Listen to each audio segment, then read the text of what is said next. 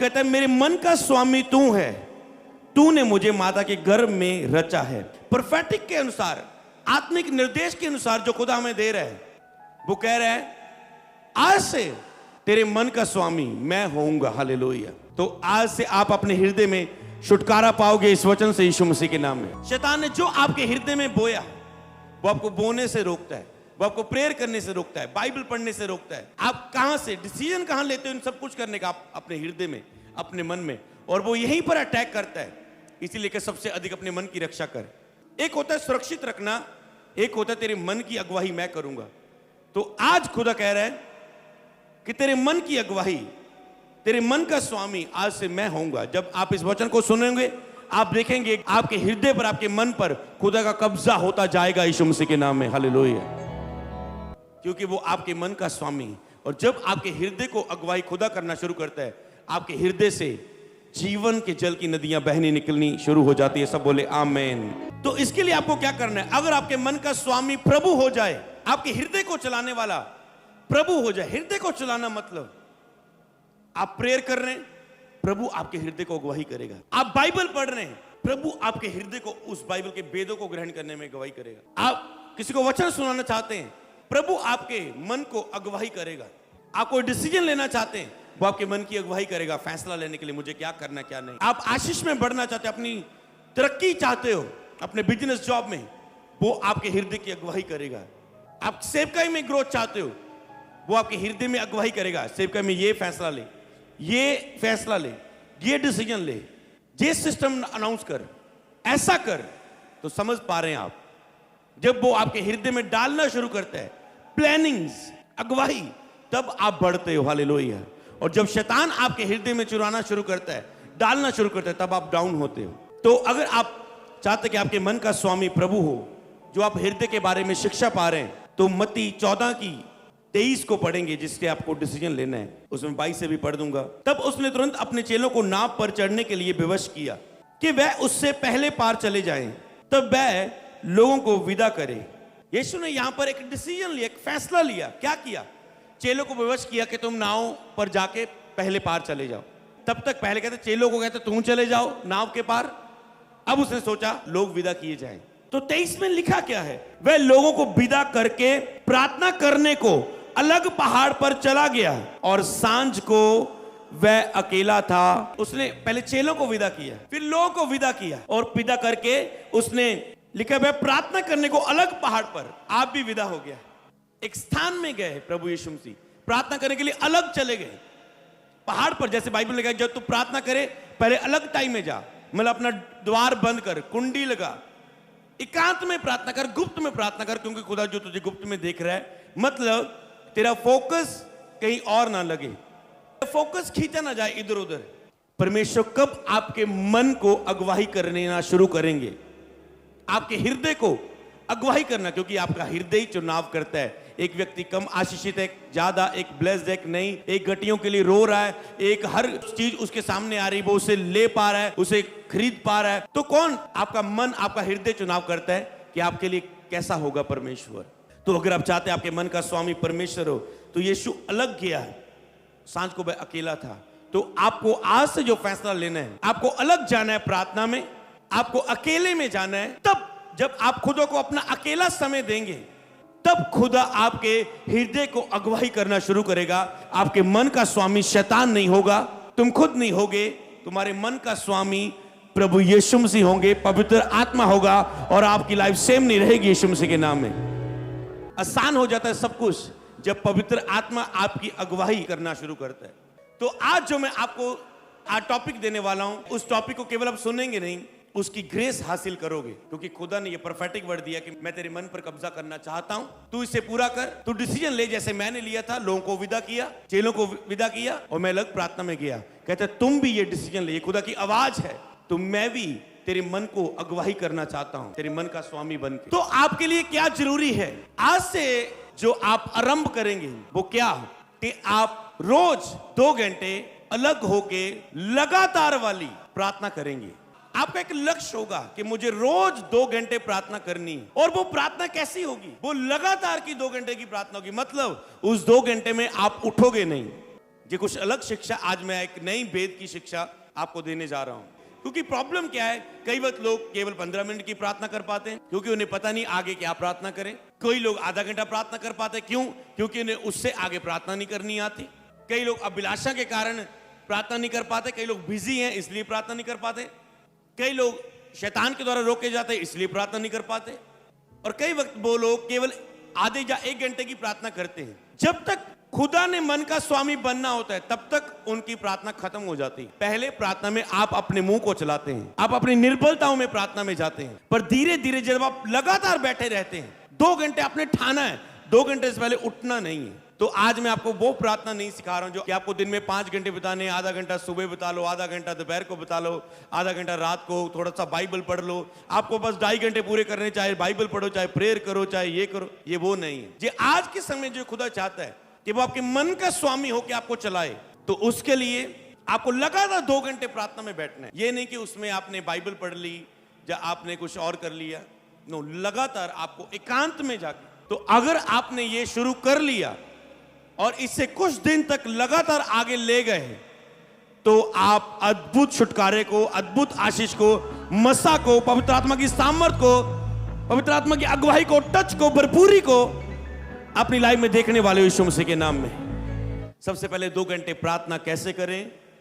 प्रार्थना के विषयों पर, मतलब विषय नहीं है यहां पर, विषयों, प्रार्थना के विषयों पर वेदों से भरी हुई नई शिक्षा, नया तरीका, नई विधि, नई शिक्षा। क्योंकि जैसे दाऊद ने कहा, हे खुदा मुझे अपनी विधियां सिखा दे, मतलब अपने तरीके सिखा दे कि आशीष कैसे आएगी, कि मसा कैसे आएगा, कि जीत कैसे आएगी, शांति कैसे आएगी, ब्लेस्ड लाइफ कैसे आएगी, ऊंचाइयां कैसे आएंगी, पवित्र आत्मा की भरपूरी। तो वो कहता है अपनी विधियां सिखा दे।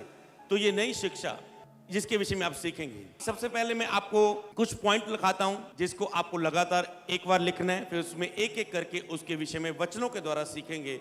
इसमें मैंने ऐसी कैटेगरी बनाई है जिसमें परमेश्वर के साथ मनन करके पहले 15 मिनट की प्रार्थना, उसके बाद 45 मिनट की प्रार्थना, उसके बाद 1 घंटे की प्रार्थना।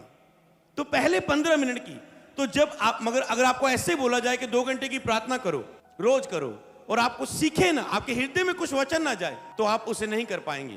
क्योंकि वचन सुनने के द्वारा और उसके बाद कृपा मांगने के द्वारा कि मैं चल पाऊं, आप ग्रेस हासिल करते हो उस पर चलने की, उसे करने की। क्योंकि जो शैतान अटैक करने होते हैं, अगर लिखा है युद्ध को विधि के अनुसार लड़ा जाए तो तुम जीत सकते हो।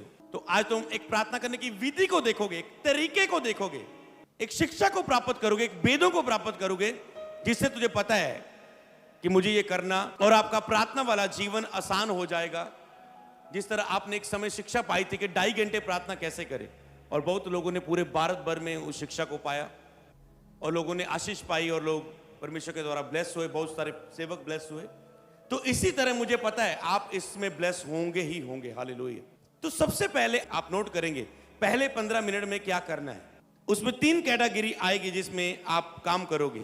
सबसे पहले क्षमा के लिए प्रार्थना, पश्चाताप की प्रार्थना, उसके बाद छुटकारे के लिए प्रार्थना, उसके बाद दया और अनुग्रह के लिए प्रार्थना, और उसके बाद पवित्र आत्मा की सहायता के लिए प्रार्थना। ओके, पहली ये 15 मिनट में आप इन टॉपिक को सीखेंगे, इसमें कैसे करना है इसे। तो चाहे कोई व्यक्ति नया है मसीह में, चाहे पुराना है, चाहे वो प्रभु का दास है, तो वो उसमें समझ पाएगा उसमें क्या करना है। तो जो अगले 45 मिनट होंगे उसमें क्या हम ऐड करेंगे, धन्यवाद की प्रार्थना। आपको लिखना है जल्दी। धन्यवाद की प्रार्थना के बाद परमेश्वर को तारीफ और स्तुति की भेंटें चढ़ाना, और उसके बाद आराधना, परमेश्वर की आराधना करना। तो अगले 45 मिनट में आप ये करेंगे। तो उसके बाद ये क्या हो गया, 1 घंटा कंप्लीट हो गया, 15 मिनट और 45 मिनट। और उसके बाद जो अगला स्तर आएगा उसमें आप लिखेंगे अन्य भाषा की प्रार्थना, अधिकार की प्रार्थना, उसके साथ ब्रैकेट में लिखेंगे फायर प्रेयर। उसके बाद उसका तीसरा नंबर होगा अंगीकार और घोषणा की प्रार्थना। अगर आप नहीं लिख पा रहे हैं तो आप बहुत कुछ मिस कर रहे होंगे, क्योंकि ये खुद ब खुद शिक्षा 2 घंटे की प्रेयर इतनी आसान कर देगी, इतना इजी हो जाएगा और आप आराम से उसमें बढ़ेंगे, संघर्ष नहीं करेंगे।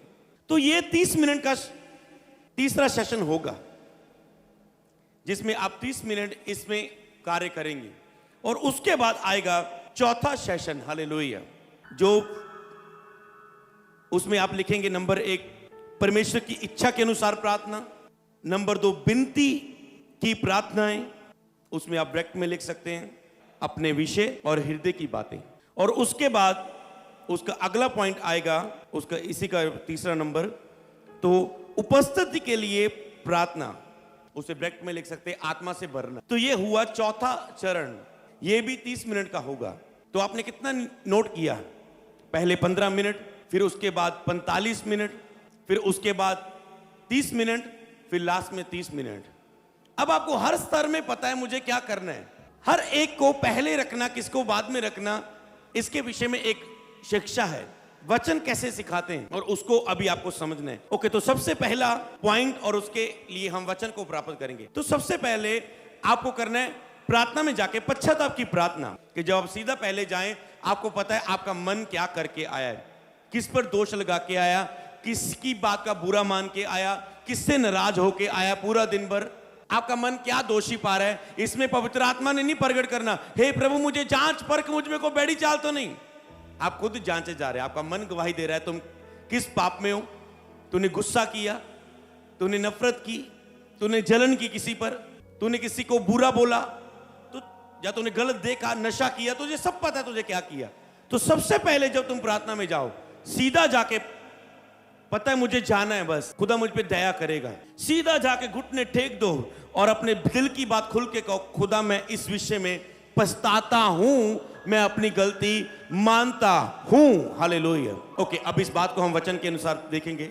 होशे उसकी 5 की 15 नोट करेंगे। जब तक वह अपने आप को अपराधी मानकर मेरे दर्शन के खोजी ना होंगे, तब तक मैं अपने स्थान को लौटूंगा। कहते जब तक अपने आप को वो अपराधी मानकर, सबसे पहले तुम केवल धन्यवाद ही नहीं, और कोई भी शिक्षा को हम बांध नहीं सकते, आप कैसे भी कर सकते हैं, पर इस समय जो आपको शुरू करना है, जो आपको एक ले में जाना है, बाकी जैसे आपको आत्मा गवाही करे, मतलब आप जाके सीधा धन्यवाद करते हैं, सीधा थैंक्स करते हैं, या सीधा वर्शिप कर रहे हैं, सीधा आराधना कर रहे हैं, या सीधा फायर पे कर रहे हैं, पर आप एक गलती के नीचे हो। सोचो किसी बंदे के साथ आप वार्तालाप तब तक शुरू नहीं कर पाते जब तक आप माफी नहीं कहते, आई एम सॉरी। पति पत्नी नाराज हुए रहते हैं, जब तक वो एक दूसरे को सॉरी ना कहते, दूसरा कहते माफ किया, तब तक वो आगे मिलके काम नहीं कर सकते। मिलके खाना नहीं खाएंगे, मिलके कुछ नहीं करेंगे, मिलके कुछ और नहीं करेंगे। चर्च में आएंगे, पत्नी आगे बैठी होगी, पति उधर बैठा होगा, एक साथ नहीं बैठेंगे। तो सबसे पहले उसको कहते जब तक अपराधी मान कर, तो आपको मानना है कि मैं अपराधी हूं, प्रभु जाके प्रार्थना में कि मैं इस गलती के नीचे हूं, और उसके दर्शन के खोजी। तो अब क्या करना है, प्रार्थना में अब क्यों गए हो, कि उसके दर्शन को खोजें और पाएं, और उसके बाद ये गलतियां बार बार आपसे ना हो, और आप परमेश्वर के पवित्र स्थान तक पहुंच जाए। मतलब पाप से लेकर पवित्र स्थान तक पहुंचने का ये सफर है 2 घंटे की प्रार्थना। सोचो आप आज एक व्यक्ति पाप में है, पर अगर रोज शुरू करेगा 2 घंटे प्रार्थना, आने वाले कुछ ही वीक में, मैं महीनों की बात नहीं कर रहा हूं, आप ये याद रखें जो आत्मा मुझे उबार रहा है, मैं महीनों में नहीं कह रहा हूं, आने वाले कुछ वीक में आप परमेश्वर के पवित्र स्थान में पहुंच के प्रार्थना कर पाएंगे यीशु मसीह के नाम में। मैं उसमें महीनों की बात नहीं कर रहा हूं, कुछ वीक, कुछ हफ्ते के बाद। तो अब पहले अपने आप को और अपराधी मानना, तब मैं अपने स्थान को लौटूंगा, और जब मैं अगली बार जब मैं संकट में पड़ेंगे, तब जी लगाकर मुझे ढूंढने लगेंगे। तो प्रार्थना आपको कब करनी चाहिए? कई लोग प्रार्थना कब करते हैं? जब संकट में पड़ते हैं। उनके ऊपर आज बुखार आया, चलो प्रार्थना, एक्सीडेंट हो गया, चलो प्रार्थना। जैसे एक लड़की प्रार्थना नहीं करती, प्रभु मैं बिजी हूं, मुझसे प्रार्थना नहीं होती, आत्मा गवाही कर, प्रेयर कर, मैं बिजी हूं, मुझे घर के काम। एक दिन वो बीमार हो गई हॉस्पिटल में, उसके बाद बिस्तर पर बीत गए, प्रभु ने बात की, प्रभु कहते अब तेरे काम कौन कर रहा है? अब सब काम हो रहे हैं, सिस्टर कर रही है, फैमिली कर रही है, सब काम अब खुद ब खुद हो रहे हैं, वो बिस्तर पर है। तो उसको समझ आया, अब पता कुछ नहीं करना, माइंड फ्री, अब खुदा पर ही मनन कर रहे हैं, प्रेयर कर पा रही वो। प्रभु कहते अब कौन कर रहे हैं? तो उसको समझ आई कि अगर मैं प्रार्थना करूंगा तो मेरे लिए सब काम जो मुझे लग रहा है बहुत मुश्किल है, सब आसान हो जाएंगे। खुदा ऐसी विधि देगा, ऐसे रास्ते खोलेगा, ऐसे आसान करेगा कि तेरे लिए सब काम आसान हो जाएंगे। तेरी वो सेवकाई के काम फौरन में व्यक्ति कहता है मैं बहुत बिजी हूं, पर जब वो प्रार्थना को पहला स्थान देगा, वही चीजों में पवित्र आत्मा उसके लिए आसान कर देगा सब कामों को। उसका काफी टाइम एक्स्ट्रा बच जाएगा उसके लिए। तो आपको प्रार्थना संकट में जाने के समय ही नहीं करनी। वो विश्वासी नहीं बनना जो केवल संकट के समय, मुसीबत आई, पैसों की जरूरत है, 15 दिनों में इतने पैसे देने हैं, हो प्रभु जी इंतजाम हो जाए, इंतजाम हो जाए, इंतजाम, तो मेरा चरवाहा कट ही नहीं होने देवेगा।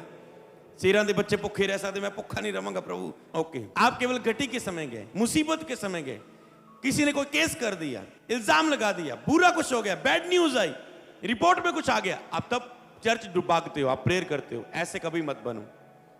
ऐसे लोगों के लिए खुदा की अद्भुत आशीषें नहीं है, वो पवित्र स्थान नहीं है।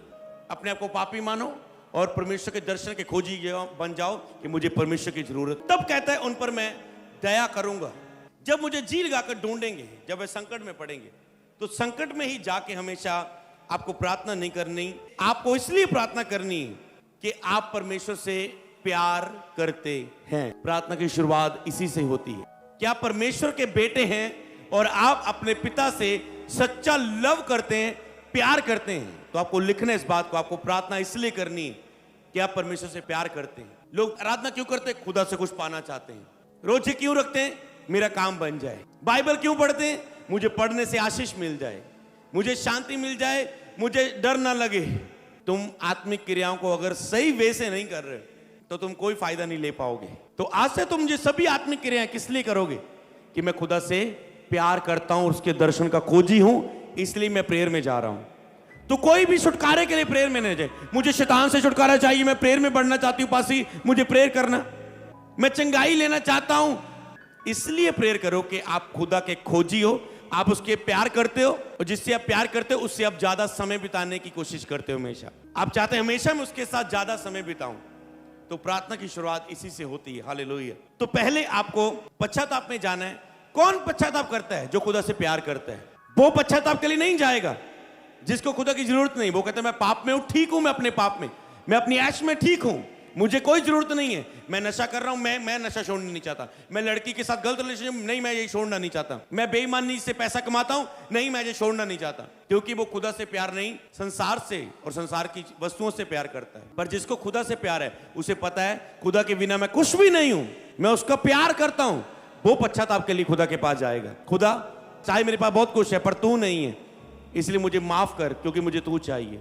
माफी क्यों मांगते हो आप? क्योंकि आपको खुदा चाहिए। आपको पता है उसके बिना मैं कुछ भी नहीं हूं। तो पश्चाताप कब शुरू होता है? दूसरी बात, पहले आप खुदा से प्यार करते हैं, दूसरी बात मन में यह रख के कि मैं खुदा के बिना कुछ भी नहीं हूं। लिखो इस बात को, ताकि मैं खुदा के द्वारा आगे बढ़ना शुरू हूं, खुदा मेरे मन की अगुवाई करना शुरू करे।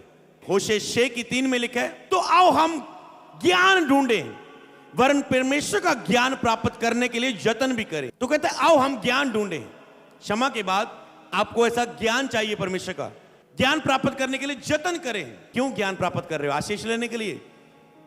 आपका मकसद मेन क्या है? मैं इसलिए ज्ञान प्राप्त कर रहा हूं कि जिससे मैं प्यार करता हूं उसे मैं और प्रसन्न कर सकूं अपने जीवन के द्वारा, रूहों को बचा के, मस्सा के द्वारा, भरपूर जीवन के द्वारा, टेस्टिमनियों के साथ भरे हुए जीवन के द्वारा मैं उसे और प्रसन्न कर सकूं। अपने ज्ञान ढूंढे, वरन परमेश्वर का ज्ञान प्राप्त करने के लिए यत्न भी करे, क्योंकि यहोवा का प्रगट होना बोर का सा निश्चय है। वह वर्षा की नाई हमारे ऊपर आएगा, वरन बरसात के अंत की वर्षा के समान, जिससे भूमि सिंचती है। तो इसलिए ज्ञान को ढूंढे, वरन ज्ञान प्राप्त करने के लिए यत्न करे। आप यत्न करने हैं। प्रार्थना में आपका यत्न होना चाहिए, आपकी कोशिश होनी चाहिए। अनुग्रह वो करेगा, दया वो करेगा। तो ये पहली बात है जो आप सीख चुके हैं, वो थी क्षमा। हालेलुया। प्रार्थना को पहला स्थान देना। तो ये प्रार्थना के पहले स्तर में क्या होता है? ये पहले 15 मिनट में होता क्या है? जिसमें केवल आप अपनी निर्बलताओं में जाते हैं, आप अपनी अभिलाषाओं में जाते हैं। तो अगर आप 15 मिनट ही प्रार्थना करके उठ जाओगे तो इसमें तो आप निर्बलताओं में थे, प्रेयर भी कर रहे थे, गंदे विचार भी आ रहे थे, आप लड़ रहे थे, केवल माफी मांग रहे थे खुदा से, प्रेयर भी कर रहे थे पर मन कहीं और लगा हुआ है, प्रेयर में बैठे हो पर मन उठने को कर रहा है। तो ये 15 मिनट पहले निर्बलता के स्थान है, जिसमें आप परमेश्वर की दया मांगते। प्रभु, मैं इस निर्बलता में होके आया हूं, मैं इस पाप के नीचे होके आया हूं, मैं इस गलती के नीचे आया हूं, मैं इस निर्बलता के नीचे तेरे पास आया हूं। प्रभु मुझे माफ कर, मुझे माफ कर, मेरी इस निर्बलता के लिए मुझे माफ कर। लिखे तुम्हें मेरी निर्बलता में तेरी सामर्थ्य सिद्ध होती है, तो मैं माफी के लिए, तेरी सामर्थ्य के लिए आया हूं परमेश्वर। जब आप थोड़ी प्रार्थना करते हैं, मतलब आपने 15 मिनट की रोज प्रार्थना, आप केवल एक सुरक्षा के नीचे हैं, पर आप एक ब्लेस्ड लाइफ, एक प्रभावशाली लाइफ, एक आशीषित जीवन, चंगाई से भरा हुआ, तंदुरुस्ती से, गवाहियों से भरा, गुड न्यूज से भरा हुआ, खुदा की संगति से भरा हुआ जीवन, प्रकाशनों से भरा हुआ जीवन नहीं ले सकते इस 15 मिनट की प्रेयर में। तुम सुरक्षा ले सकते हो थोड़ी सी, तुम माफी ले सकते हो इस 15 मिनट की प्रेयर में। खुदा मुझे माफ कर। माफी के साथ अगली बात आएगी, तुम्हें छुटकारे के लिए प्रार्थना करनी है, छुटकारे के लिए विनती करनी है। तो यहां पर छुटकारे के लिए हम फायर प्रेयर नहीं कर रहे हैं, ध्यान से देना। आप छुटकारे के लिए विनती, तो खुदा ने माफ तो कर दिया, तब दूसरा चरण प्रार्थना में आपके लिए क्या होना चाहिए? छुटकारा। छुटकारे के लिए विनती कि खुदा मुझे तूने माफ किया, अब मुझे इस पाप से छुटकारा दे, मुझे निर्बलता से छुटकारा दे।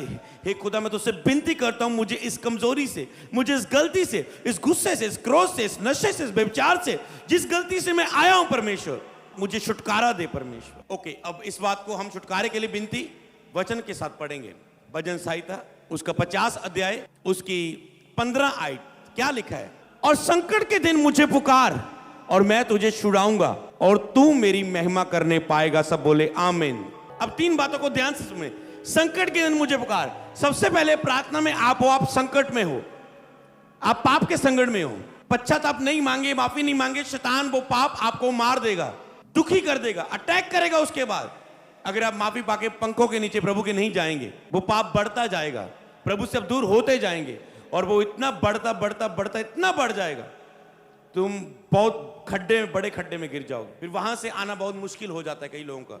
संकट के दिन मुझे पुकार, तो उस समय कहता है मुझे पुकार, तो क्षमा के बाद मैं तुझे क्या दूंगा? मैं तुझे छुड़ाऊंगा, पाप को माफ करूंगा। उसके बाद क्या कहता है? मैं तुझे छुड़ाऊंगा, छुटकारा। उस संकट के समय आपको छुटकारा चाहिए, तो रोज प्रेयर करनी है, माफ कर खुदा, मुझे छुटकारा दे। अगर 7 के 70 गुना भी पछताए तो माफ करूंगा मैं। तो आपके अंदर पछतावा होना चाहिए कि मुझे माफ कर परमेश्वर, मुझे छुटकारा दे परमेश्वर, मैं छूटना चाहता हूं इस पाप से। तूने मुझे माफ तो किया प्रभु, आपने माफी मांग ली, बिलीव करो उसने माफ कर दी है, अब आगे बढ़ो। प्रभु मुझे छुटकारा दे, मुझे छुटकारा दे। और कहते तो मैं तुझे छुड़ाऊंगा और तू मेरी महिमा करने पाएगा। तो महिमा करने वाला मन कब शुरू होगा? कब प्रार्थना में तुम आगे बढ़ पाओगे? जब छुटकारा होगा। जब छुटकारा होगा तो तुम कहते मैं महिमा कर रहा, मेरा मन नहीं लगता महिमा करने, प्रेयर करने में, स्तुति करने में, तारीफ करने में, धन्यवाद दिल से दे ही नहीं पा रहा हूं। क्यों नहीं हो पा रहा है? क्योंकि अभी तक तुम क्षमा नहीं पाए हो, अभी तक तुमने छुटकारा नहीं पाया। खुदा मुझे छुटकारा दे। अब तुम विनती कर रहे हो, खुदा मुझे, मैं विनती करता हूं, क्योंकि तुम निर्बलता में आए हो। अब तुम अधिकार की फायर प्रेयर में नहीं आए हो, तुम अपने गिफ्टों के साथ नहीं प्रेयर में आए हो, तुम एक निर्बलता में आओ। छुटकारा मांगना, फिर तू मेरी महिमा करने पाएगा। क्षमा, छुटकारा, फिर वो महिमा के स्तर पर तुम पहुंचेगा, कहते हैं हालेलुया। तो मेरी सामर्थ निर्बलता में सिद्ध होती है। आप निर्बल आए, उसकी सामर्थ आई। सामर्थ ने क्या दिया आपको? छुटकारा। तो अभी आपने छुटकारे के लिए दूसरी प्रेयर आप करते, पहले क्षमा के लिए, दूसरी के प्रभु अब इस चीज के लिए मुझे छुटकारा दे। हालेलुया। छुटकारे को मांगने के बाद आपका हृदय चुनाव करता है कि मुझे अगले स्तर में जाना है प्रार्थना के नहीं। आप मान लो 15 मिनट की प्रेयर की, इस सेशन में चल रहे हैं, ये आपका हृदय चुनाव करता है कि मैं प्रार्थना से उठ जाऊं। जहां आप चुनाव करते हैं अपने हृदय से कि नहीं, मुझे प्रार्थना के 45 मिनट के अगले सेशन में एंटर होना है, काम है, फोकस है। यीशु का फोकस परे किया यीशु मसीह ने और एकांत में चले गए। कि आपका हृदय चुनाव करता है कि मुझे क्षमा, छुटकारे के बाद अब आगे जाना है या नहीं। तो क्षमा, छुटकारे के बाद अगला जो पॉइंट आपने लिखा था वो था दया और अनुग्रह के लिए विनती। तो अभी आप छुटकारे के लिए क्या मांगना है? छुटकारे में मांगना क्या है? प्रभु मुझे छुटकारा दे। केवल ऐसे छुटकारा हो जाएगा? प्रभु मुझे छुटकारा दे, मुझे छुटकारा दे, मुझे छुटकारा, ऐसे होगा?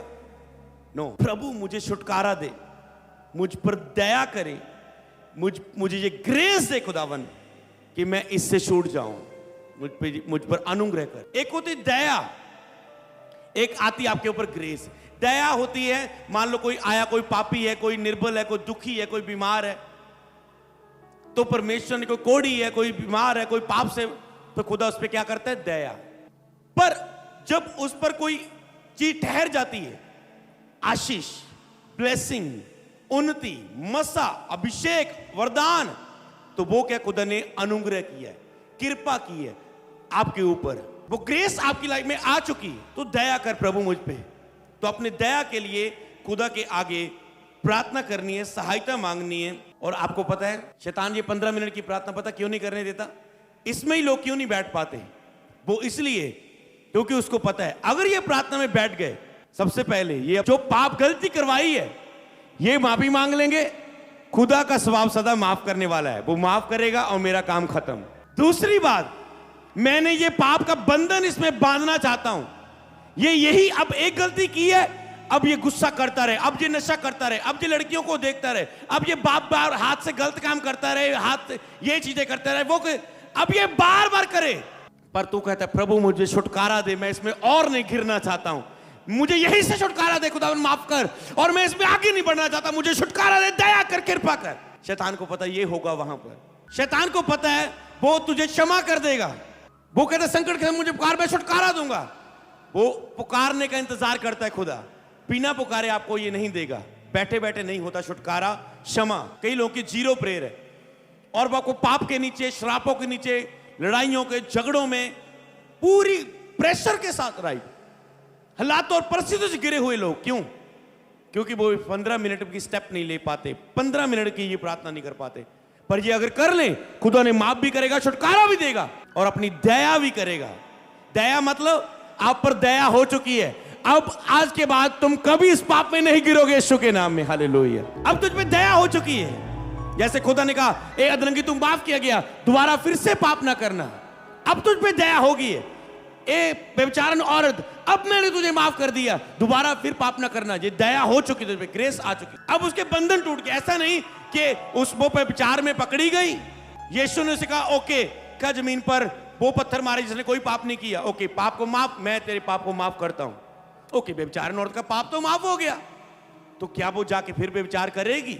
इसका मतलब अगर ये ग्रेस आ चुकी है, खुदा ने दया कर दी है, माफ भी किया और दया कर दी, आज के बाद तो ये पाप की दुष्ट आत्मा, ये व्यभिचार कराने वाली दुष्ट आत्मा निकल जाएगी तुझ में से। तो उस व्यभिचार औरत से जो गंदे कामों में थी, उसमें से जो बहुत दुष्ट आत्मा निकली, छुटकारा हो गया, दया कर दी खुदा ने, उसके बाद वो दोबारा उस पाप में नहीं गई। हालेलुया। ये है दया, ये खुदा की दया है। तो शैतान को पता है 15 मिनट की प्रेयर में ये होगा, इसलिए वो रोकता है। पता क्या होगा इसमें? वो ये लिखा है। अब अनुग्रह और दया के विषय में वचन को पढ़ेंगे जो हमने सीखा है, फिर पहला स्तर हमारा कंप्लीट होगा। रोमियो 9:15 में क्या लिखा है? क्योंकि वह मूसा से कहता है कि मैं जिस किसी पर दया करनी चाहूं उस पर दया करूंगा, और जिस किसी पर कृपा करनी चाहूं उस पर कृपा करूंगा। यह खुदा का स्वभाव है। इस दया के बारे में रोमियो की कलीसिया में भी बात की गई। कृपा करूंगा, यह परमेश्वर का हृदय है कि मैं जिस पर दया करनी चाहूं उस पर दया करूंगा। इसलिए आप जाते हैं प्रभु मुझ पे दया कर, मुझ पे कृपा कर। लूका 18 की 35 से लेकर 43 तक, यहां पर एक व्यक्ति ने दया को मांगा। कैसे मांगा देखो, और शैतान रोकता है। इसमें साबित होगा इस वचन के द्वारा। जब वह यरीहो के निकट पहुंचा तो एक अंधा सड़क के किनारे बैठा हुआ भीख मांग रहा था। तो अंधा सड़क के किनारे क्या रहा? वेदों को जाना है, स्टोरी आप जानते हैं। वो सड़क के किनारे बैठा भीख मांग रहा था। तो जब तक आप क्षमा नहीं मांगते, छुटकारा नहीं मांगते, आप अपने हालातों में, उसी पापों में बैठे रहते हो, अपने उसी अंधेपन को लेके, उसी लंगड़ेपन को लेके, उसी बीमारी को लेके, उसी कर्जे को लेके, उसी लोन को लेके, उसी मसले को लेके, उसी गटी को लेके, गरीबी को लेके तुम बैठे रहते हो एक जगह। अंधा अपने अंधेपन को लेके भीख मांग रहा था, एक जगह बैठा रहता था। शैतान को पता है अगर ये उठ के खुदा के पास गया दया के लिए, खुदा माफ कर देगा, क्योंकि वो जिस पर दया करना चाहता है उस पर दया करता है। 36 आयत में लिखा है, और वह भीड़ के चलने की आवाज सुनकर पूछने लगा ये क्या हो रहा है। उसने देखा भीड़ तकड़ तकड़ तकड़ तकड़, लोग शोर मचा रहे हैं। उसने कहा ये क्या हो रहा है, ये क्या हो रहा है। ओके, 37 आयत में लिखा है, उन्होंने उससे बताया यीशु नासरी जा रहा है। तब उसने पुकार के कहा, उसने कहा यीशु नासरी जा रहा है। उसने कहा, उसने सुना था यीशु बारे में, कहता है पुकार के कहा हे दाऊद की संतान मुझ पे क्या कर। कोई बोल सकता है ऊंची आवाज में, दया कर मुझ पे। आपको चंगाई चाहिए, छुटकारा चाहिए, क्षमा चाहिए, क्या मांगो? दया, दया कर, दया कर, दया कर। तो पहली प्रार्थना आपकी क्षमा के लिए, छुटकारे प्राप्त करने के लिए, अनुग्रह और दया मांगने के साथ हो। हालेलुया।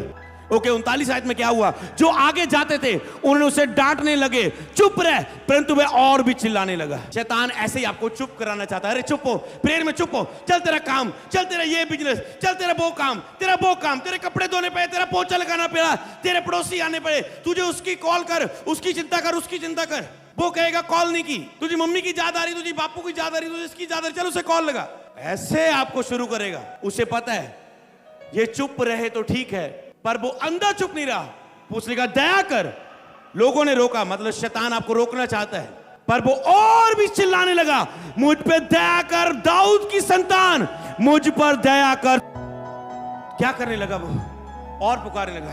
तो आपको दया तब तक मांगनी खुदा की जब तक आपको महसूस ना हो कि उसने दया कर दी है। अब मैं प्रार्थना के अगले स्तर में जा सकता हूं कुछ करने के लिए। हालेलुया। फालतू में शब्दों की प्रार्थना न लेके जाए, नहीं तो रुके उस पहले स्तर में। 15 मिनट लग रहे, आधा घंटा लग रहा है, आपको महसूस हो कि हाँ मेरी प्रेयर हृदय से निकली। तो जो भी आप टॉपिक सीखेंगे उसमें एक चीज ऐड करनी, मैंने क्षमा मांगी। क्या मैंने हृदय से क्षमा मांगी कि शब्दों से मांगी? वो हृदय का टॉपिक। मैंने छुटकारा मांगा, खुदा मुझे छुटकारा दे। क्या सचमुच मांगा? इधर से बोले छुटकारा दे, इधर आ रहा है दिल तक अर्धा कालू फिर वो पाप करा, ऊपर से छुटकारा दे प्रभु छुटकारा दे। क्या आपका हृदय से मांग रहे छुटकारा? क्या आप दया कर अनुग्रह दे मुझे दोबारा इस पाप में ना जाऊं, हृदय से मांग रहे हैं? अगर हृदय से, आपको हृदय में आवाज आएगी, हाँ मैंने तुझे माफ कर दिया, तुझे छुटकारा दे दिया, मैंने संकट में तेरी सुन ली, तुझे छुड़ा लिया है, अब तू मेरी महिमा करने पाएगा, आजा प्रार्थना के अगले स्तर में। हालेलुया। तब यीशु ने खड़े होकर आज्ञा दी, उसे मेरे पास लाओ। जब वह निकट आया तब उसने उससे पूछा, 41 में लिखा है, तू क्या चाहता है मैं तेरे लिए करूं? उसने कहा हे प्रभु मैं देखने लगूं। यीशु ने उससे कहा देखने लग, तेरे विश्वास ने तुझे चंगा कर दिया। सब बोले आमीन। फिर उसने यीशु को सारी स्टोरी बताई, बातें की अपनी। मैं देखना चाहता हूं यहां पर एक भेद देखो, यीशु ने हीलिंग कैसे की। यीशु ने उससे कहा देखने लग, चलने लग, देखने लग, कान सुनने लग, आज्ञा दी। देखने लग के बाद क्या बोला? तेरे विश्वास ने तुझे चंगा किया। मतलब वो फेथ के साथ दया मांग रहा था, हृदय के साथ दया मांग रहा था, इसलिए उसका विश्वास गिना गया। तो आपकी वो प्रेयर जो पहला स्तर है हृदय से भरा हुआ होना चाहिए, मुंह से नहीं हृदय से। तेरे विश्वास ने तुझे चंगा किया। तो अगर आप ऐसे करेंगे, प्रभु कहते तेरे इस प्रार्थना के द्वारा तुम क्षमा किए गए, तुम माफ किए गए, तुझे मैं ग्रेस देता हूं, आज से तू आजाद है। हालेलुया। ये जानते थे मूसा की किताब में कि मैं जिस पर दया करनी चाहूं दया करूंगा। तो ये अंधा क्या करने लगा? दया कर दया कर दया कर। ऐसे कोड़ी प्रभु के पास आया, उसने भी लिखा है यहां पर मत्ती 8:1, जब वह उस पहाड़ से उतरा तो एक बड़ी भीड़ उसके पीछे हो ली, और देखो एक कोड़ी उसके पास आकर उसे प्रणाम किया। प्रणाम किया मतलब वो झुक गया, उसने वर्शिप की, वो दया मांग रहा। उसने अपनी प्रैक्टिकल जीवन के द्वारा दया के नीचे अपने आप को कहा, प्रणाम करके कहा हे प्रभु तू चाहे तो मुझे शुद्ध कर सकता है, तू चाहे तो मुझे शुद्ध कर सकता है। तो क्या हुआ आगे? यीशु ने क्या कहा कि मैं नहीं चाहता। यीशु ने हाथ बढ़ाकर उसे छुआ और कहा मैं चाहता हूं कि तू शुद्ध हो जा, और वह तुरंत उस कोढ़ से शुद्ध हो गया। बोले आमीन। अब यहां पर ध्यान से देखें, यीशु ने क्या कहा? मैं तो पहले ही चाहता हूं। उसने कहा प्रभु तू चाहे तो दया कर दया कर, प्रणाम करके तू चाहे तो। इसका मतलब वो कहता मैं तो पहले ही चाहता हूं कि तू प्रार्थना में आए, मैं तुझे क्षमा करूं, छुटकारा दूं, शैतान दोबारा तुझे उस पाप में ना गिरा पाए। तुम कितनी भी गलतियां करते हो, खुदा बस इंतजार करता है आ। उसे पता है ये शैतान का काम है, शैतान इसके खिलाफ है, और वो माफ करने के लिए आपको तैयार है। शैतान आप पर इसलिए अटैक कर रहे हैं क्योंकि आपकी लाइफ में कुछ बड़ा होने वाला है, और आप सोच रहे प्रभु मैं माफी दे योग ही नहीं आ। और प्रभु कहता इदा दी कोई गल नहीं आ, वो पिछे आ तेरे बैठा, वो करवांदा है, तू आ दया मांग, मैं तेनू दया करा और छुटकारा देवां। इस पॉइंट पर अब ये टॉपिक कंप्लीट होता है। पहले 15 मिनट का तुम दया मांगते हो, तो तुझे छुटकारा मांगते हो, और तुम अनुग्रह मांगते हो खुदा से, क्योंकि वो तो पहले ही चाहता है, और शैतान को पता है खुदा चाहता है कि वो उसे माफ करे, इसलिए वो आपको प्रेयर में नहीं बैठने देता। क्योंकि बाइबल में लिखा मांगो तो तुम्हें दिया जाएगा। शैतान को पता है ये मांगेगा तो मिलेगा। अगर मैं इसे मांगने ही ना दूं, शरीर को आपके खिलाफ कर देता है। अगर मैं शरीर को बैठने ना दूं, प्रार्थना में करने ना दूं, तो कैसे होगा? खुदा आपका इंतजार कर रहा है आप पर दया करने के लिए। हालेलुया। कि आप आज के बाद ये प्रेयर को करेंगे कंटिन्यू। हालेलुया। ओके, अब आप इस पहले स्तर में 15 मिनट की आपने ये केवल एक वार्तालाप, एक प्रार्थना की, दया के बड़े वचन बोले, दया के लिए प्रार्थना की, आप उसे कितना भी हृदय से या जो आता है उसे बोले, तो ये पार्ट आपका हिस्सा कंप्लीट होता है। हालेलुया। अनुग्रह और दया आपने पाया। हालेलुया। ओके, अब हम पढ़ेंगे। तो जब आप, तो प्रभु ने कहा मैं तुझे छुटकारा दूंगा, दया करूंगा, ताकि तुम फिर उसमें ना जा पाओ। और उसमें अगली बात आपने लिखी थी कि पवित्र आत्मा की सहायता मांगना। अब आपने छुटकारा पा लिया, खुदा ने दया कर दी, अब आप कहेंगे पवित्र आत्मा मेरी सहायता कर। अब आपको किसको इनवाइट करना है? पहले आप पवित्र आत्मा को इनवाइट करते हो, पवित्र आत्मा मेरी सहायता कर, आप पश्चाताप करते हो। अब आप अगले स्तर में जा रहे हैं। अब आपको क्या चाहिए? आपको चाहिए पवित्र आत्मा की सहायता। ये पहले स्तर में ही होगी, अगले स्तर में जाने के लिए पवित्र आत्मा मेरी मदद कर, मैं प्रेयर कर पाऊं, मैं प्रार्थना में आगे बढ़ पाऊं। ये टॉपिक आपका प्रार्थना में होना चाहिए। पवित्र आत्मा मेरी सहायता कर, मैं प्रार्थना में आगे बढ़ना चाहता हूं। पवित्र आत्मा की सहायता अगला पॉइंट था। तो कैसे मांगनी है? पवित्र आत्मा मेरी सहायता कर, मैं प्रार्थना में आगे बढ़ पाऊं, मैं खुदा को धन्यवाद कर पाऊं, मैं रूह और सच्चाई से आराधना कर पाऊं। पवित्र आत्मा मेरी मदद कर, मैं फायर पे कर पाऊं आज। पवित्र आत्मा मदद कर, मैं अन्य भाषा में प्रार्थना कर पाऊं। पवित्र आत्मा मेरी मदद कर, मैं दूसरों के लिए प्रार्थना कर पाऊं। पवित्र आत्मा मेरी मदद कर, मैं परमेश्वर की इच्छा के अनुसार प्रार्थना कर पाऊं। मदद कर पवित्र आत्मा, मदद कर, सहायता कर पवित्र आत्मा। तो आप हृदय से करें, वचनों से भर भर के इस प्रार्थना को मांगे, होली स्पिरिट की मदद मांगे। अब क्या होगा? अगले 15 मिनट पवित्र आत्मा को लीड करना शुरू कर देगा, सहायता। अब आप अगले स्तर में आए। अब तुम क्या करना शुरू करोगे? तेरी क्षमा हुई है, तेरा छुटकारा हुआ है, तुम क्या करोगे? खुदा का धन्यवाद, हालेलुया। अब अगले स्तर में आता है धन्यवाद। पहले स्तर में था पश्चाताप, छुटकारा, अनुग्रह, दया, और उसके बाद पवित्र आत्मा की सहायता। ये 4 पॉइंट थे। अगले 45 मिनट में धन्यवाद, परमेश्वर की तारीफ और स्तुति, और उसके बाद परमेश्वर की आराधना। ये 3 बातें अगले 45 मिनट में आती हैं। तो अब तुम धन्यवाद करने वाला हृदय रखते हो। अगर आपका धन्यवाद रुक गया, सोचो आपकी आगे आपकी आशीष रुक गई। ये हमेशा याद रख। शैतान पता है अगर ये थैंक्स करेगा, इसको खुदा और देगा। कई लोग प्रेयर में कभी खुदा का धन्यवाद नहीं करते। खुदा धन्यवाद, आपने मुझे इस चीज से बचाया, धन्यवाद ये संकट से बचाया, धन्यवाद प्रभु जो तूने दुनिया में सब कुछ किया उसके लिए तेरा थैंक्स, उद्धार के लिए धन्यवाद, लहू बहाने के लिए धन्यवाद, तेरे कोड़ों के लिए धन्यवाद खुदावन, मुझे अच्छी चर्च देने के लिए, अगुआ देने के लिए, आज ये चीज प्रार्थना में मदद करने के लिए, मुझे माफ करने के लिए धन्यवाद। तो उसके अद्भुत कार्यों के लिए थैंक्स। क्या आप धन्यवाद देना तो नहीं भूल गए? खुदा आपके द्वारा 2-3 चमत्कार करता है, आप उसके लिए थैंक्स नहीं करते। खुदा ने आपका पेट का दर्द चंगा कर दिया, आप अभी तक चर्च में गवाही नहीं दे रहे। आप कह रहे मेरा बेबी, मेरे बच्चा कद होएगा, बच्चा कद होएगा, बच्चा कद होएगा, मेरा वीजा कद लगेगा।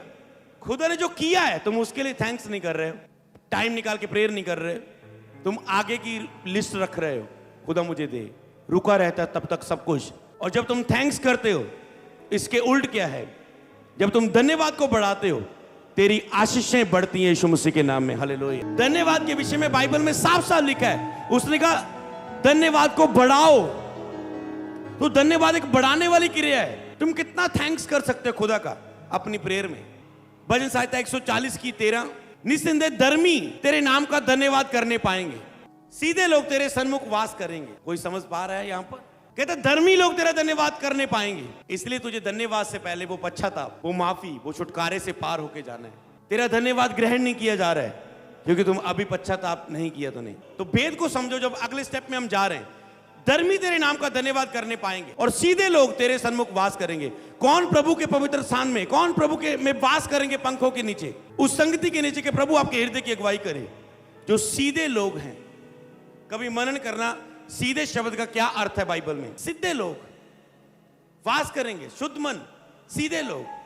तेरा मन परमेश्वर के सामने सीधा नहीं, सीधे लोग।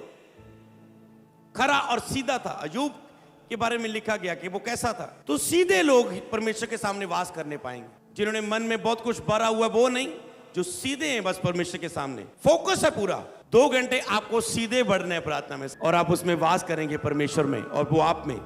वो कहता है मैं तुझ में, तुम मुझ में होगे और हम इकट्ठे भोजन करेंगे, मतलब संगति करेंगे, हालेलुया।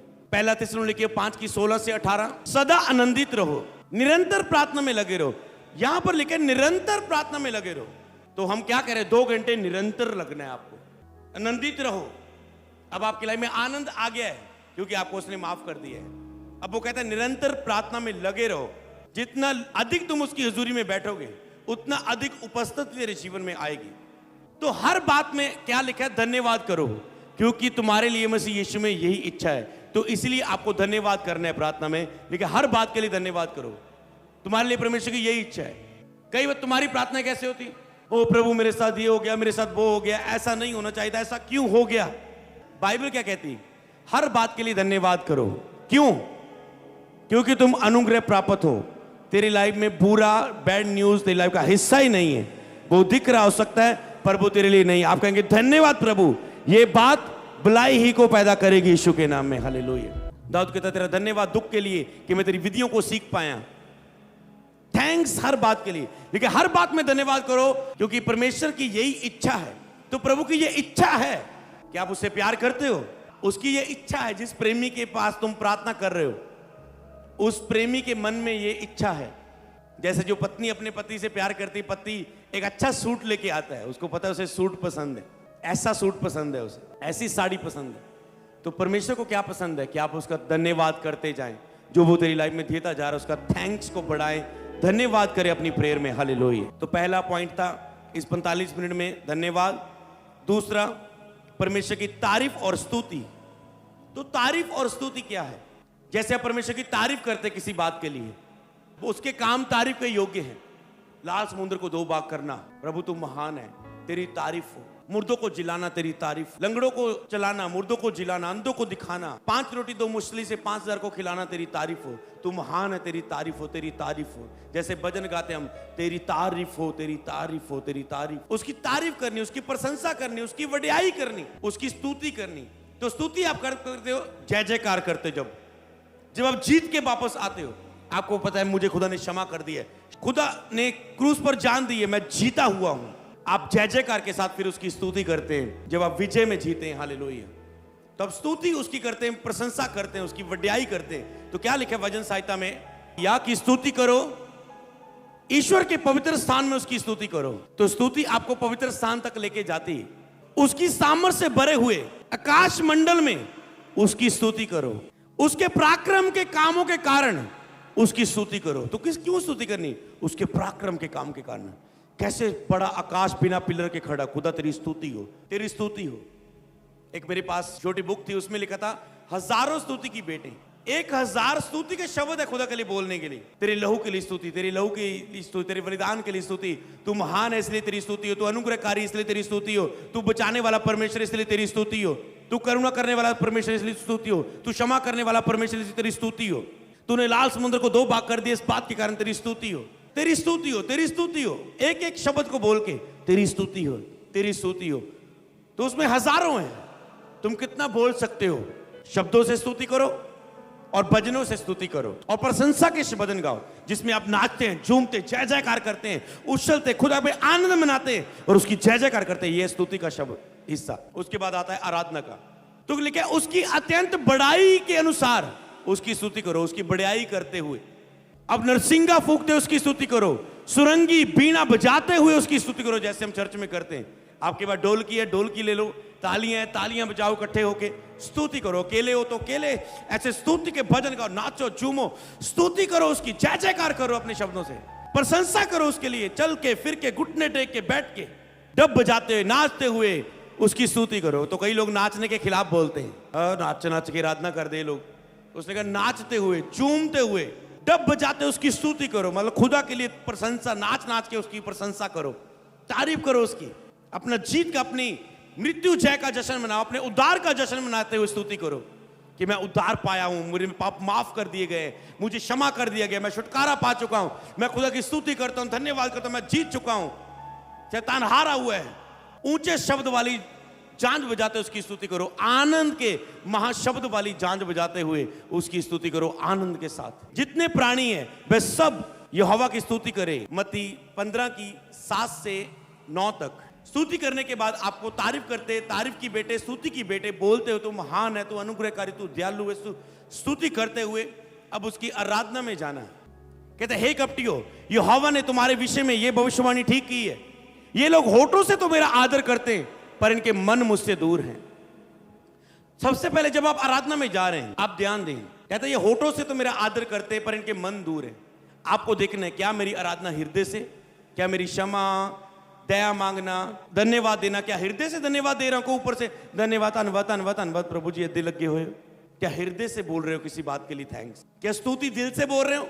जब वैसे जैसे आप प्रार्थना में जाते, प्रभु तू महान है, तू सर्वशक्तिमान है, तू दयालु, ऐसा लगता है कोई रट्टा लगाया मुंह पे, रील चलाते तुम बोल रहे हो, उसे हृदय में महसूस करके बोलें, क्योंकि मैंने बताया कि जिस दिन आपकी आराधना, स्तुति, आराधना हृदय से निकल गई, तब कुछ अद्भुत उस प्रेयर में आपकी लाइफ में होगा। हालेलुया।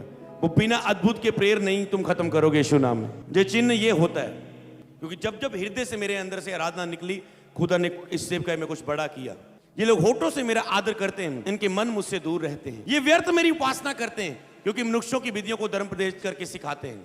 तो आराधना व्यर्थ रहती है अगर मुंह से तुम बोलते जा रहे हो। आगे लिखा है, तो कैसे मनुष्य की विधियों, कहते हैं ये जो कुछ मुंह से निकलता है वह मन से निकलता है, वही मनुष्य को शुद्ध करता है। क्योंकि कुचिंता, हत्या, पृष्टिकामन, स्त्री का मन, व्यभिचार, चोरी, झूठी गवाही, निंदा मन ही से निकलते हैं। ये हैं जो मनुष्य को शुद्ध करते हैं, परंतु हाथ बिना धोए भोजन करना मनुष्य को शुद्ध नहीं करता। वो बोलते प्रभु तेरे चेलों ने ये हाथ नहीं धोए, ये नहीं किया, वो नहीं किया। प्रभु कहते ये नहीं, जो अंदर से आता है ये सब चीजें व्यक्ति को शुद्ध करती। तो ये लोग होठों से तो मेरा आदर करते हैं, पर ये अंदर हृदय से निर्दोष नहीं है। क्या आप निर्दोष हो? जो आप सेवकाई कर रहे हो, क्या आप उसमें आप निर्दोष हो? अगर आप निर्दोष नहीं हो, मान लो आप निर्दोषता का जीवन नहीं जी रहे, आप एक ठेके पर काम करते हो, शराब बेच रहे हो, और आप रोज आके सुबह खुदा के आगे प्रार्थना कर रहे हो, आप निर्दोष तो है नहीं। लेकिन कौन परमेश्वर के पवित्र पर्वत पर चढ़ने पाएगा? जिनके हृदय शुद्ध है, जो निर्दोष हैं, जिन्होंने कपट से शपथ नहीं खाई, जिन्होंने पाप से नफरत और अधर्म से बैर किया। तो जो निर्दोष हैं, पहले देखो कि तुम्हारा जीवन निर्दोषता में है, फिर नहीं तो तुम होठों से तो आराधना करोगे, पर तुम्हारा जीवन कहता है ऐसी प्रार्थना से मैं प्रसन्न नहीं होता, ऐसी प्रार्थना को मैं ग्रहण नहीं करता। तो तुम ऊपर से रोज 5 महीनों से प्रार्थना कर रहे हो, 1 साल से, पर तुम निर्दोष नहीं हो अपने हिस्से। तो सबसे पहले फैसला करो, जिस हिस्से में तुम निर्दोष नहीं हो उस काम को छोड़ो, उस ठगी को छोड़ो, उस झूठ को छोड़ो, उस व्यभिचार को छोड़ो, उस लड़की को छोड़ो, उस गलत चीज को छोड़ो, उस पाप को छोड़ो, उस नफरत को छोड़ो, उस बैर को छोड़ो, उस झगड़े को छोड़ो। फिर देखो क्या तुम निर्दोष हो, फिर खुदा के सामने उसका पश्चाताप लेके आगे बढ़ो, क्योंकि नहीं तो तुम बहुत कुछ धन्यवाद दोगे। ये तो होठों से मेरा आदर करते हैं, पर इनके दिल तो मुझसे दूर है। अगर तुम निर्दोष नहीं, तुम्हारा मन खुदा से दूर रहेगा। तो ये ऐसे कहते तुमने आराधना करनी है। तो आराधना करने से क्या होगा, पढ़ेंगे आगे।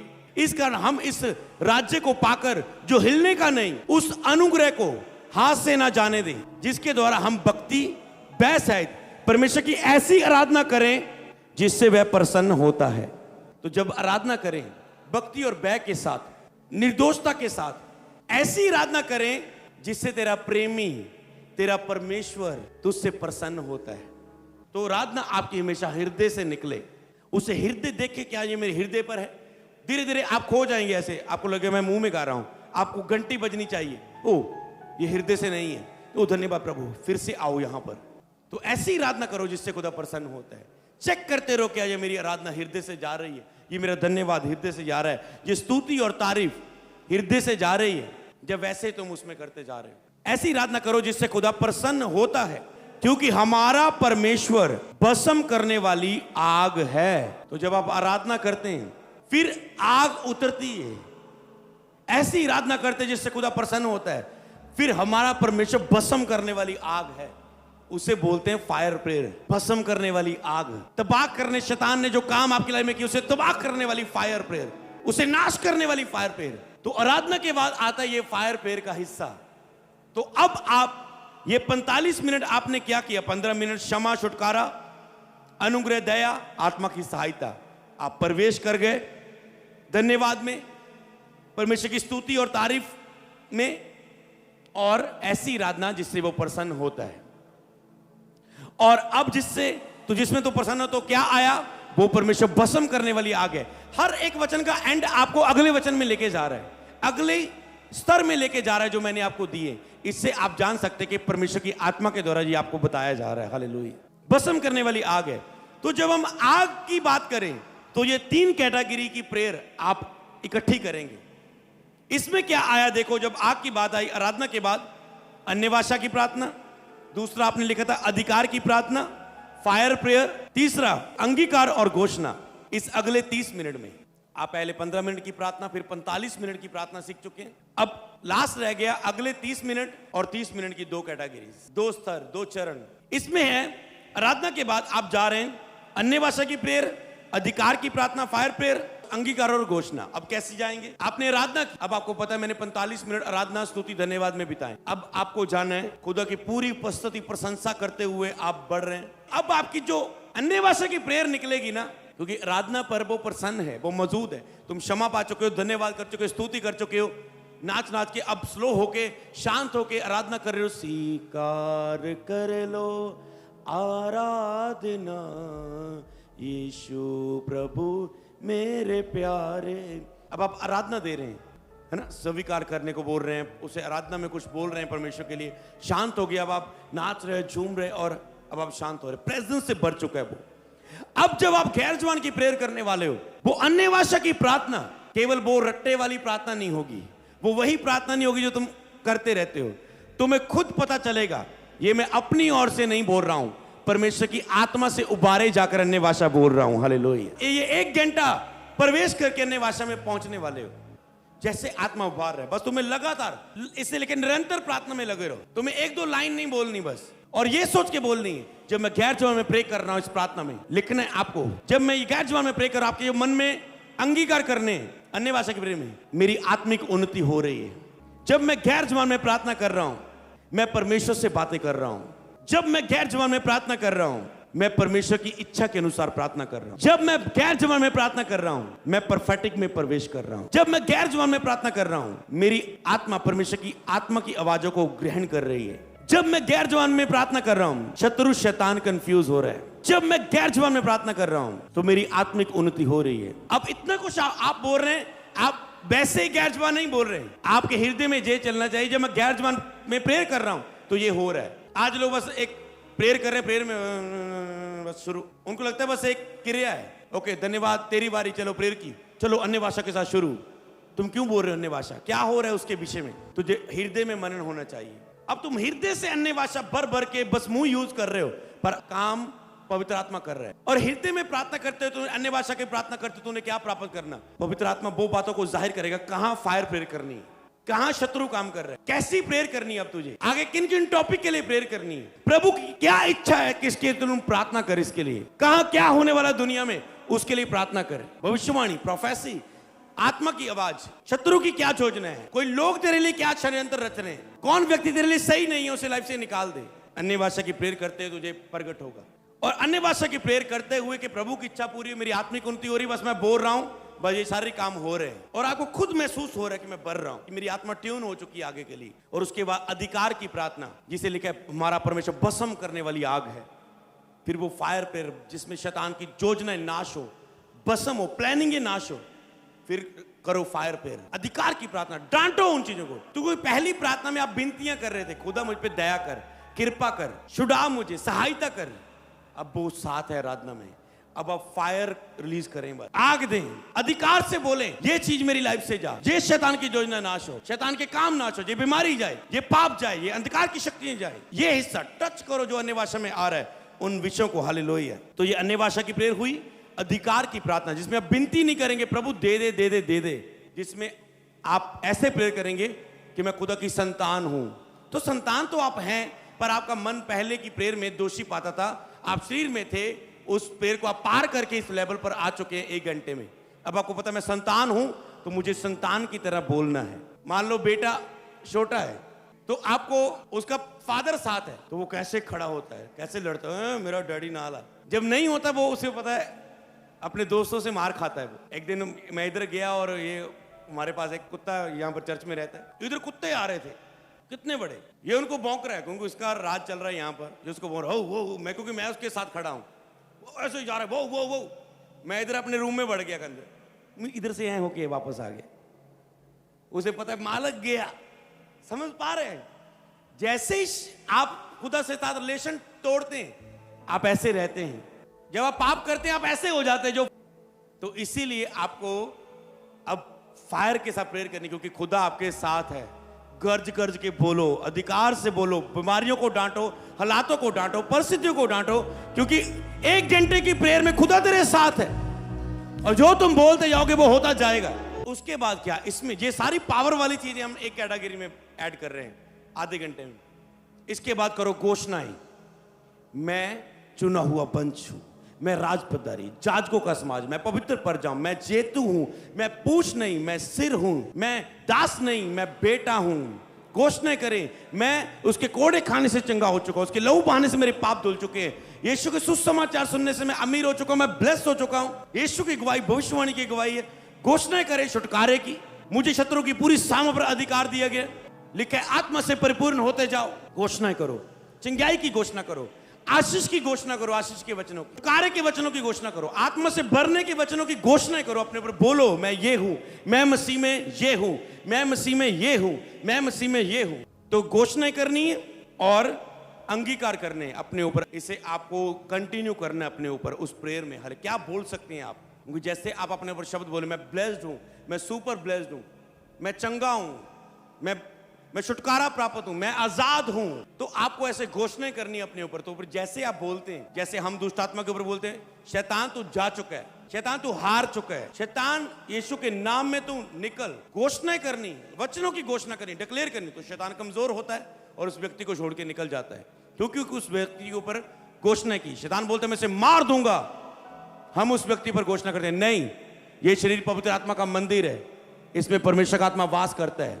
यदि कोई इस मंदिर को नाश करेगा, परमेश्वर उसका नाश करेगा। यीशु ने इसे लहू देके खरीद लिया शैतान, अब ये तेरा नहीं है, इसको तेरी पूरी साम पर अधिकार है, अब तू जाएगा, ये नहीं, इसके अंदर पवित्र आत्मा है, ये यीशु के लहू की तरह खरीदा गया, अब ये तेरा नहीं है। क्या की गई उस व्यक्ति के ऊपर घोषणा। जैसे शैतान इस घोषणा को सुनता है उस व्यक्ति के ऊपर, शैतान निकल जाता है। अंगीकार, अधिकार कि मैं 3 गिनता तू जा, तो उसको फोर्स देते हैं हम कि तुझे आज्ञा माननी पड़ेगी, कि मैं कह रहा हूं तुझे जाना पड़ेगा, तो उसे उस आज्ञा के अनुसार करना पड़ता है। क्यों? क्योंकि बाइबल का हम ये वचन घोषित करते हैं। बाइबल के वचनों में लिखा है यीशु के नाम में दुष्ट आत्मा भी हमारे बस में, शैतान तू मेरे बस में, तो तुझे मैं जो कह रहा हूं तुझे वो करना पड़ेगा। 3 गिनूंगा, 5 गिनूंगा, ये करूंगा तो करना पड़ेगा। मैं घोषणा करता हूं, मुझे तेरी पूरी साम पर अधिकार है, जो मुझ में है वो तुझसे बड़ा है। तो जैसे जैसे आप घोषणा करते जाते हैं उसके ऊपर, तो शैतान कमजोर होता जा रहा है। हालेलुया। तो इसीलिए आपको अंगीकार घोषणा करनी है। तो लास्ट 30 मिनट की प्रार्थना में आप क्या करोगे? पहला नंबर 1 लिखा था परमेश्वर की इच्छा के अनुसार प्रार्थना। दूसरी विनती की प्रार्थना है, जिसमें आपके विषय और आपके हृदय की बातें। तीसरा उपस्थिति के लिए प्रार्थना, आत्मा से भरना। अब इसके विषय में समझेंगे तो समझ आपके अंदर होगी। जब आप इस टॉपिक को ही देखेंगे आपको सब पता चलेगा मुझे करना क्या है। आपको ये पूरा प्रचार सामने रखने की जरूरत नहीं, आपको ये लाइनें सामने रखनी है। धीरे धीरे ये आपकी प्रतिदिन रूटीन बन जाए। जैसे एक्सरसाइज होती है ना जिम में, पहला ये एक्सरसाइज लगानी, फिर इसको रेस्ट देना है, फिर ये लगानी है, फिर इसको रेस्ट देना है, फिर ये लगाना है, फिर ये लगाना है। ये ज्यादा लगाओगे ये तक जाएगा, इसको पहले नहीं करना फिर ये करना है। तो एक विधि होती है। ऐसे ही आप प्रार्थना की एक विधि सीख रहे हैं कि कब कौन सी बात सही लग रही है, हम वैसे ही उसे विधि के अनुसार करें। हाले बाकी आत्मा कभी भी किसी को कैसा भी अगुवाई कर सकता है, तो इसे कभी अपने को बांध मत लेना। जैसे आत्मा अगुवाई करता है वो करे। जो नहीं कर रहे उनके लिए शुरुआत करने के लिए एक खुदा ने तरीका दिया है। हालेलुया। उसके बाद खुदा आपको आत्मा के द्वारा लेके जा सकते हैं, नए वेदों में, नई पर्सनल प्रेयर में, रेवलेशनों में। नंबर 1 था परमेश्वर की इच्छा के अनुसार प्रार्थना। तो अब आप क्या करेंगे? आप अन्य भाषा में प्रेयर कर चुके हैं, इसमें फिर अन्य भाषा में भी यूज कर सकते हैं अगर आपको जरूरत है। सबसे पहले आप प्रभु की इच्छा को आगे रख। जैसे कि प्रभु तेरी इच्छा जैसे स्वर्ग में पूरी होती पृथ्वी पर हो। हे प्रभु सभी लोग बचाए जाए। हे प्रभु ये भारत के लोग बचाए जाए। प्रभु चर्चों में विदारी है खुदावन, तेरे अद्भुत काम हो, तेरे दास को उपयोग करे खुदावन। ऐसा करे परमेश्वर, तेरे लोगों को आजाद करे परमेश्वर। तेरी इच्छा पूरी हो खुदावन, शत्रु के काम नाश हो, सरकारों में, देशों में तेरी इच्छा पूरी हो। तो आप जानते आने वाले समय प्रेयर में हम करेंगे इन टॉपिक को लेके प्रेयर। तो प्रभु की इच्छा के लिए आप मनन करें, मैं क्या क्या प्रेयर कर सकता हूं, प्रभु की इच्छा क्या क्या है। प्रभु तेरी इच्छा के अनुसार हो, प्रभु मेरे जीवन में तेरी इच्छा पूरी हो, मैं तेरी इच्छा के अनुसार चल पाऊं, मैं प्रार्थना कर पाऊं खुदावन। मैं तेरी जहां तू मुझे देखना चाहता है मैं वहां खड़ा हो सकूं, तेरी जहां मुझे तू देखना चाहता है ये तेरी इच्छा है खुदावन। तो प्रभु की इच्छा के अनुसार प्रार्थना, जिसमें प्रभु की इच्छा है, इसमें प्रभु की मर्जी के अनुसार है, जिसमें आप परमेश्वर के राज्य के लिए प्रार्थना कर रहे हैं, विदारी के लिए, लोग बचाने के लिए, पूरे भारत देश के लिए, राष्ट्र के लिए, देश के लिए, कलीसियाओं के लिए, पास्टरों के लिए, जिसमें आप प्रभु की इच्छा के अनुसार प्रार्थना कर रहे हैं। वो प्रार्थना ज्यादा से ज्यादा टॉपिक से, विषयों से, आत्मा में पकड़ पकड़ के उन टच करें उन टॉपिक को जिसमें प्रभु की इच्छा है। फिर अच्छा लगता है उसके बाद हम अगला टॉपिक अपनी विनती की प्रार्थना। अब विनती की प्रार्थना कौन है? पहले हमने की थी पश्चाताप की प्रार्थना, अनुग्रह दया की मांगने की प्रार्थना, फिर हमने की अधिकार की प्रार्थना, फायर प्रेयर। अब होती विनती की प्रार्थना, प्रभु विनती करता हूं। अब आप खुदा से रिक्वेस्ट करेंगे, जैसे आपने पापों से क्षमा मांगने के लिए विनती की थी, अब वैसे प्रभु मैं प्रेयर करना चाहता हूं, मुझ पे दया कर। हे प्रभु मेरे गिराने पर दया कर खुदावन, मेरे इस रिश्ते पर विनती करता हूं खुदावन, दया कर खुदावन, तेरी कृपा मांगता हूं खुदावन, मुझे चलने का अनुग्रह दे, मुझे पवित्रता में चलने का अनुग्रह दे। मैं विनती करता हूं, मैं बाइबल नहीं पढ़ पा रहा हूं खुदावन, प्रेयर तो कर पाता हूं, मुझे बाइबल पढ़ने का अनुग्रह दे खुदावन। मैं रोजे नहीं रख पा रहा हूं, 3 महीने हो गए, मुझे रोजे रखने का अनुग्रह दे। मैं विनती करता हूं खुदावन तुझसे, विनती जिसमें आप फायर नहीं कर रहे, जिसमें ये नहीं प्रभु रोजे रखने का अनुग्रह दे, रोजे रखने का अनुग्रह दे। आप ऐसे नहीं बोल रहे, ऐसा लग रहा है विनती वाली प्रेयर में भी आप फायर पे कर रहे, खुदा को कमांड कर रहे हो, मतलब खुदा कर रहे से। विनती वाली प्रेयर में पूरा नम्र और दीन होके रिक्वेस्ट करे, प्रभु प्लीज मुझ पे दया कर, मैं इस कमी से पिता आजाद होकर दोबारा उन चीजों में ना जाऊं खुदावन, मेरी सहायता कर खुदावन, मैं तेरा वचन लेके जा पाऊं लोगों पर। विनती करता हूं, मुझे ग्रेस दे, मुझे सामर्थ्य दे खुदावन, जब मैं किसी को वचन सुनाऊं तेरा आत्मा मुझ पे दया कर। मैं विनती करता हूं खुदावन, बोलने के समय प्रभावशाली वचन मुझे दिया जाए खुदावन। विनती करता हूं आज के लिए आज का अभिषेक मुझे दे खुदावन, आज के लिए आज की सामर्थ्य, आगे बढ़ने का अभिषेक दे, आगे बढ़ने का अनुग्रह दे खुदावन, आगे तेरी इच्छा जाहिर कर खुदावन। तू क्या चाहता है मैं उत्तम बातों की ओर मन लगाऊं, दया कर खुदा, दया कर, दया कर, कृपा कर खुदावन। जिसमें अब विनती से भरे हुए, अब अपने लिए विनती, दूसरों के लिए विनती, इसके लिए विनती करता हूं, इसके लिए प्रभु तेरे दासों के लिए विनती करता हूं, अपने दासों को उपयोग कर, अपने सामर्थ्य से भर के खुदावन, और वचन के साथ और भेदों के साथ विनती, जिसमें विनती की प्रार्थनाएं, उसमें आप अपनी विनती रख रहे हैं, लोगों के लिए प्रार्थनाएं कर रहे हैं, जिसमें आप अपनी हृदय की बातें कर रहे हैं, जैसे दिल शेयर करो, प्रभु तू जानता है ना, प्रभु मैं ये चाहता हूं, प्रभु तू, मतलब दिल की बातें, कोई विनती नहीं कर रहे हैं, बस खुदा से अब इतनी अटैचमेंट हो चुकी है लास्ट 2 घंटे में, अब आप दिल की बातें शेयर कर सकते। खुदा बोले ये कर, उसको सुने, कोशिश करें, फिर आप बोले कुछ और आपके मन में कुछ आए, खुदा ये चाहता है, आप कहें हाँ प्रभु, अंदर आत्मा बात करे आपसे, आज से ये कर, आप कहें प्रभु हाँ मुझे तू डाल रहा है कि आज से मैं ये करूं, हाँ प्रभु मैं फैसला करता हूं आज से मैं ये करूंगा खुदावन, हाँ प्रभु अब मैं महसूस कर रहा हूं खुदावन कि ये तू कहता है कि ये चीज गलत थी, ऐसा नहीं ऐसा करना है, ऐसा करूंगा प्रभु। आप बातें कर रहे हैं, खुदा आपके मन में डालता जा रहा है आत्मा में, आप उसे सुन के फैसले लेते जा रहे हैं। ये अब वार्तालाप की प्रेयर एंड में होती है। और लास्ट में तुम क्या करते हो, परमेश्वर की उपस्थिति के लिए प्रार्थना, अब विनती की, प्रार्थना की, अब आप कह रहे प्रभु एंड में बस मैं भरना चाहता हूं जिसमें केवल तू ही बोले और मैं सुनूं 100%, जिसे कहते हैं आत्मा से भरना। गिर गए तुम, भर गए, अब ओके, बस एंड के लिए अभिषेक रिसीव करना, आत्मा से भरना। अब मुझे भर, तू चाहे तो मुझे टच कर, हो सकता है आप बिना भरे, आप आत्मा से अंदर से भरे, हो सकता है आपको टच वाला फील ना हो, आज 3 दिन के बाद वो हो, 5 दिन के बाद हो, रोज हो, फिर 7 दिन ना हो, ये परमेश्वर पर छोड़ दो। वो टच को लेना एंड में, लास्ट में, आज के लिए आज का विषय। तो क्या तुम उसके लिए इंतजार करते हो?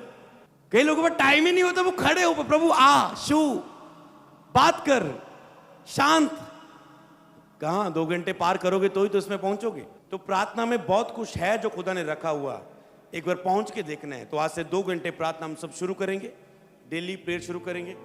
अब केवल डेली फायर प्रेयर नहीं, ये डेली सब कार्य को हम आगे लेके बढ़ेंगे। तो आप सेम नहीं रहेंगे यीशु मसीह के नाम में। खुदा आपके लिए तैयारी में है। हालेलुया।